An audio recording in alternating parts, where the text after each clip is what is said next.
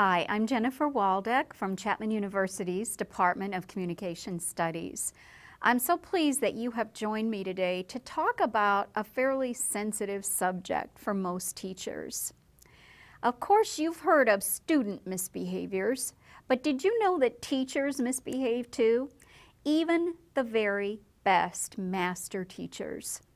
A long line of research has investigated what college students don't like about what their teachers say and do.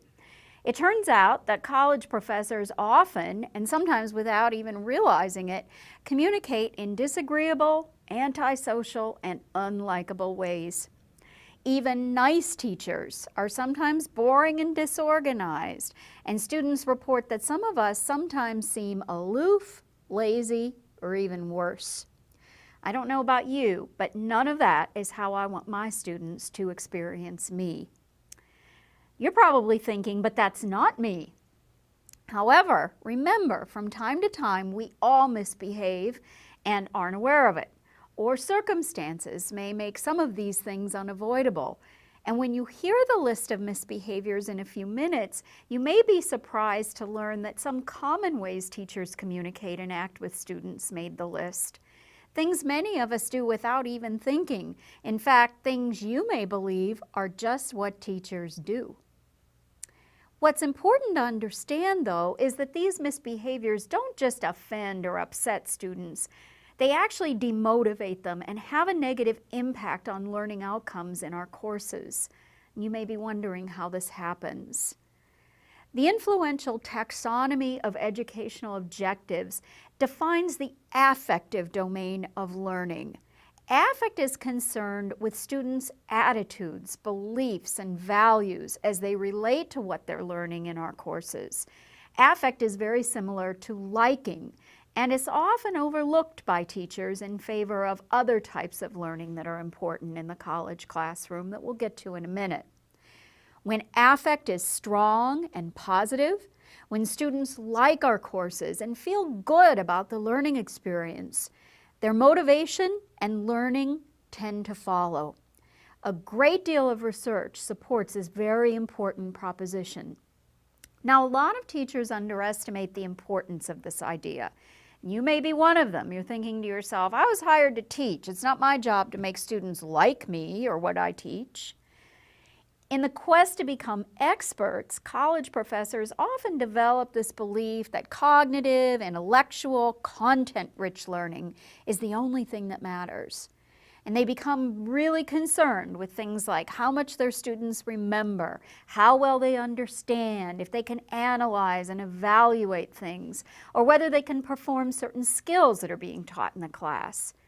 And then these teachers develop these long lists of rules that they believe will force students into learning. They're creating this class culture that's very negative for students who don't comply with their authority.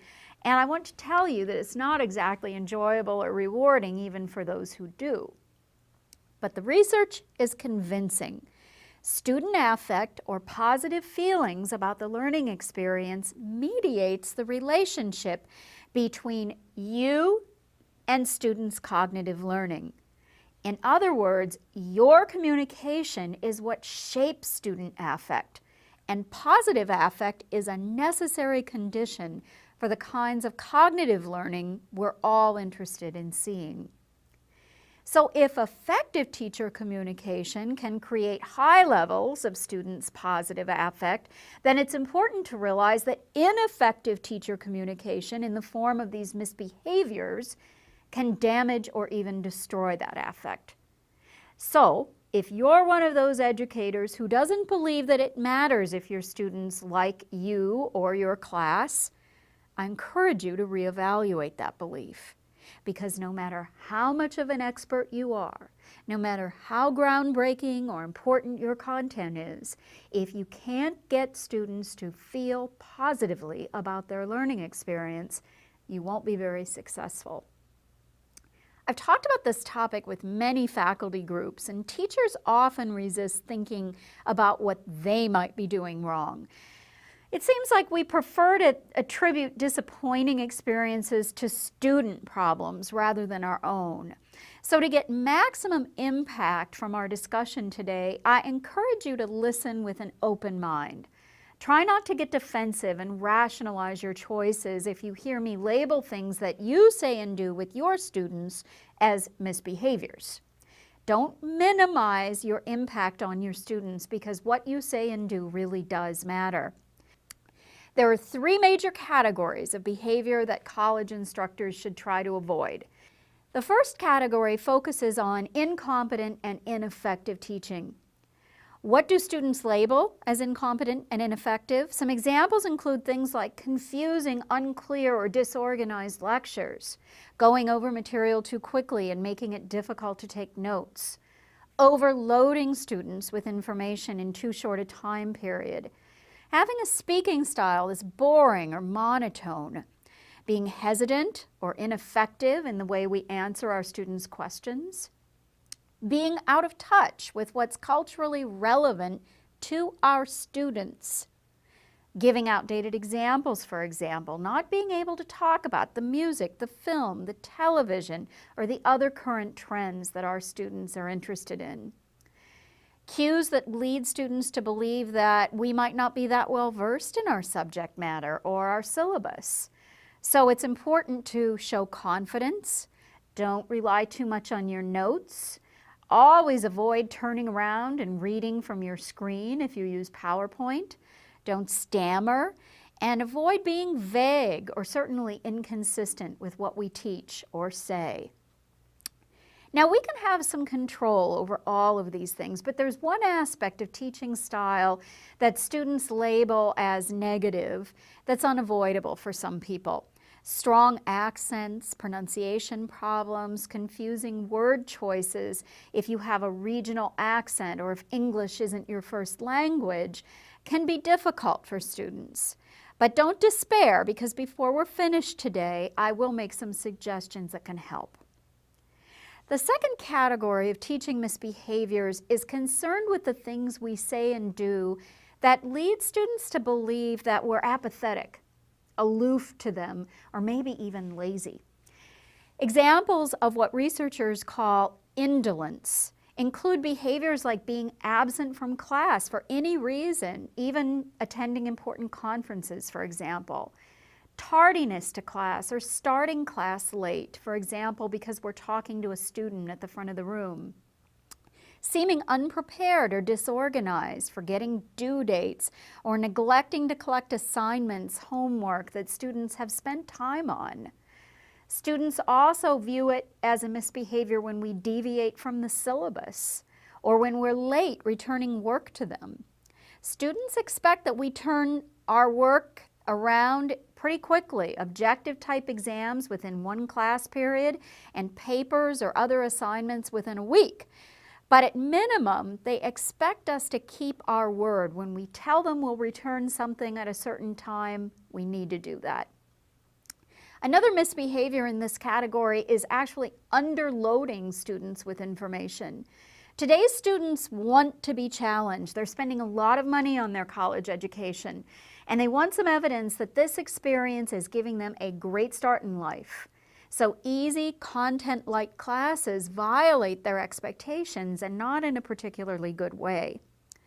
The final type of teacher communication that students really object to for obvious reasons is offensive and antagonistic. Examples include things like belittling or embarrassing students, being sarcastic, and that's a tough one for some professors because it's just some people's personality style, but we have to be really careful.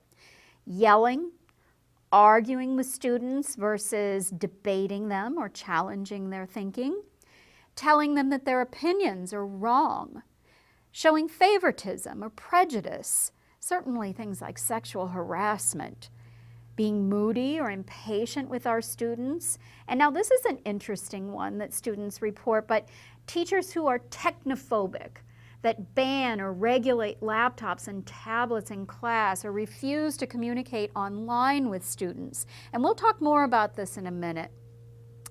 Another misbehavior that falls into this category is when we fail to respond to student calls or emails, when we're inaccessible outside of class.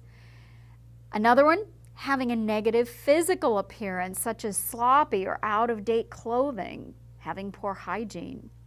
And then finally, having unreasonable or arbitrary rules and practices, being too rigid or inflexible on due dates, not giving breaks during long 3-hour classes, acting too authoritarian or dogmatic, having too many nitpicky rules that when you really think about it, probably aren't relevant to learning in your class. Now, I've worked with a lot of teachers who believe that things like rules and discipline are the foundations of student learning. And I agree that policies are important because we are, after all, shaping students' work ethic in addition to their achievement. But at the same time, we need to avoid creating an oppressive, punitive environment that ignores the important role of our caring in students' learning. Caring teachers are understanding, they take student perspective into account, and they're responsive to what their students need. Truly great teachers find pro-social ways to influence students to work rather than relying on rules and punishments. So I encourage you to consider the tone that your policies and the way that you enforce them are setting for liking and learning in your classrooms. Now, one example of communication that I just mentioned in this last category that students find offensive is kind of vexing for many of us, and that's what to do about the issue of their technology use in the classroom.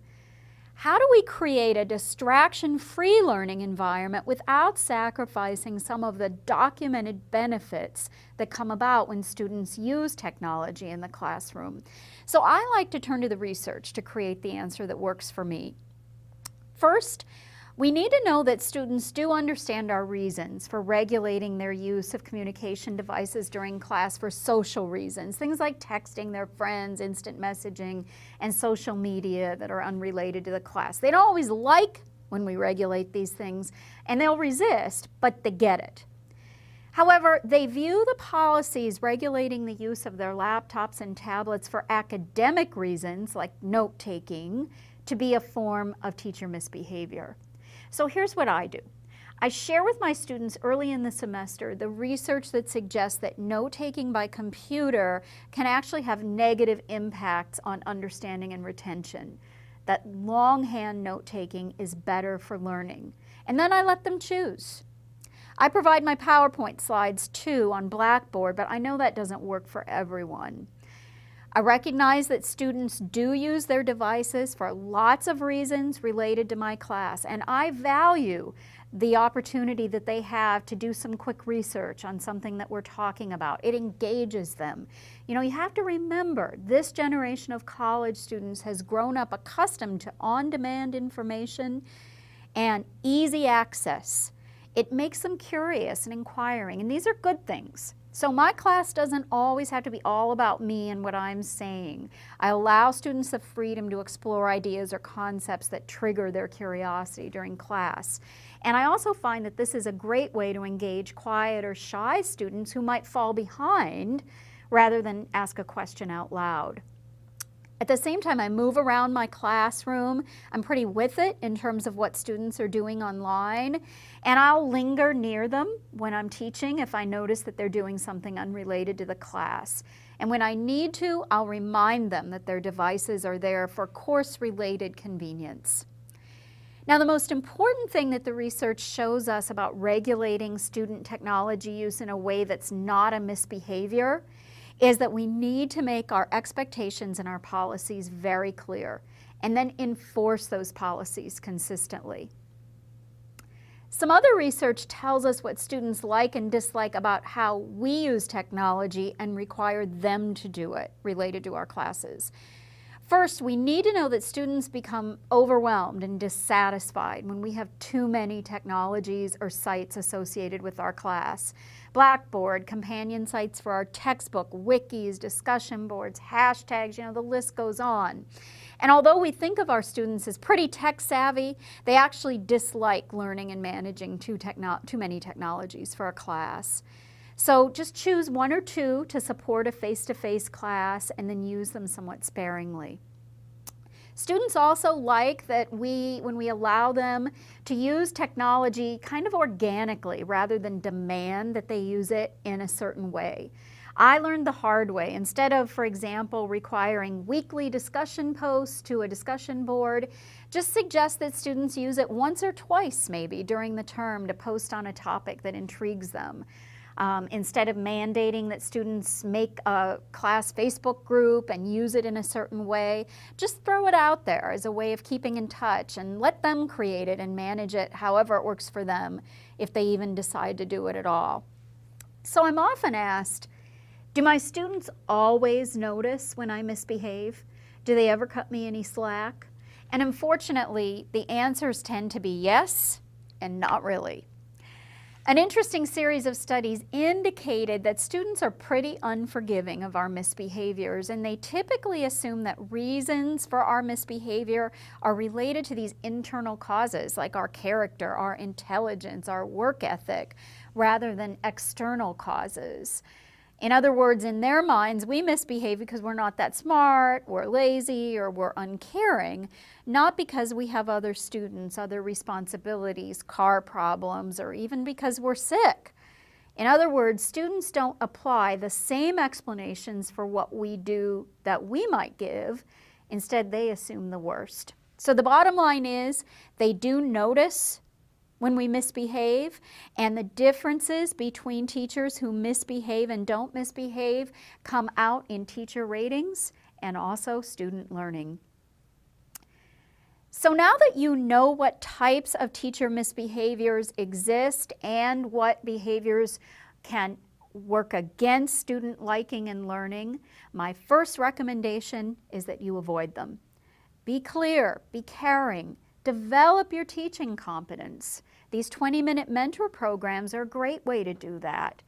Don't sacrifice student perceptions of your approachability and your caring in some effort to create this super rigorous course and be strict.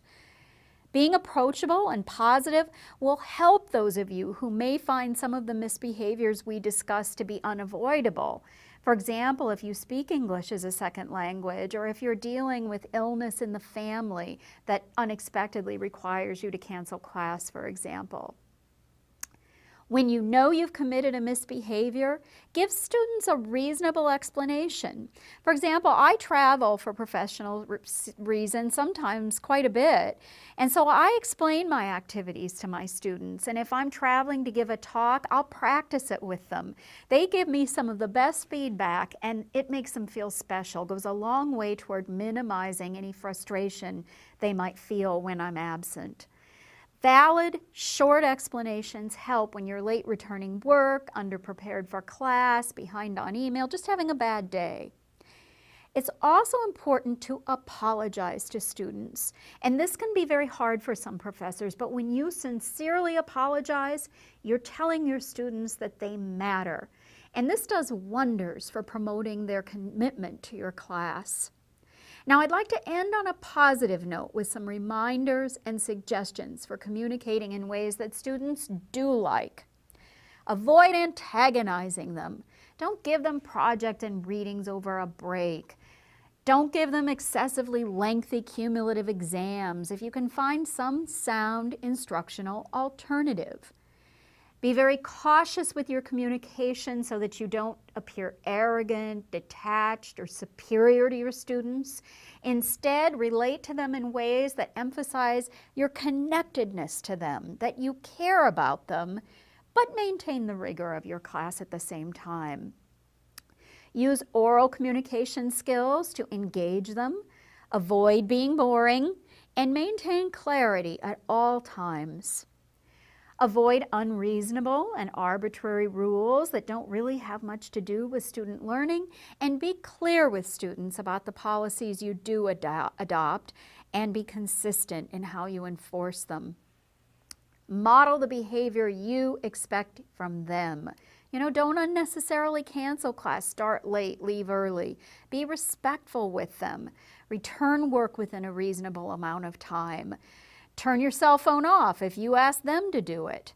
Be accessible and responsive to your students, And be sensitive if you're emailing with them that it can be understood. So better yet, just invite students to visit you in your office if the topic is a really sensitive one. Avoid overloading your students with too much information or creating a content light situation, and don't underestimate the importance of your students liking you and your class. The evidence is very clear that their positive attitudes play a powerful role in their learning. So in closing today, I want to remind you that teacher communication is an incredibly important component in student learning. When we misbehave by what we say and do, we're demotivating and discouraging our students. They become frustrated and less confident. They'll communicate with us in negative, less civil ways. They participate less and they attend class less often, and as a result, their learning suffers. So today you've learned some of the tools for teaching in ways that students view as positive and productive, and how to communicate in ways that minimize the negative impact of your unintentional or unavoidable misbehaviors. There are some supplemental materials available to you here that will help you implement the recommendations I've shared. And I want to thank you for joining me today. We'd love to know what you think of this program, so be sure to complete the online evaluation.